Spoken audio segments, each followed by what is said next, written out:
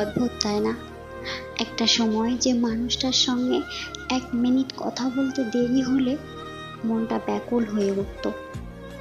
সারাদিনের মধ্যে যদি একটু কথা কম হতো তো মনে হতো সেই মানুষটার সঙ্গে কতক্ষণে কথা বলবো, তাকে কখন একটা ফোন করব, কখন একটা মেসেজ করব।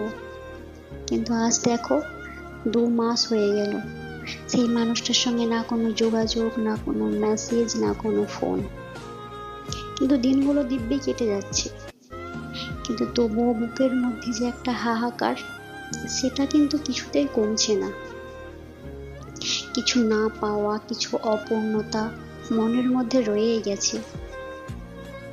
যে মানুষটার কথা ভেবে আমার দিন শুরু হতো, যে মানুষটার সঙ্গে কথা বলে আমার রাত পার হতো, আজ অনায়াসেই সেই মানুষটাকে ছাড়া আমার দিনগুলো কেটে যাচ্ছে।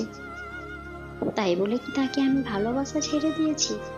না, আমি আজও তাকে ভালোবাসি এবং আমি আজও তার অপেক্ষায় আছি, এবং আমার মধ্যে সেই বিশ্বাসটাও আছে সেই মানুষটা একদিন ঠিক আমার জীবনে ফিরে আসবে, আমি তাকে একদিন ঠিক পাবো।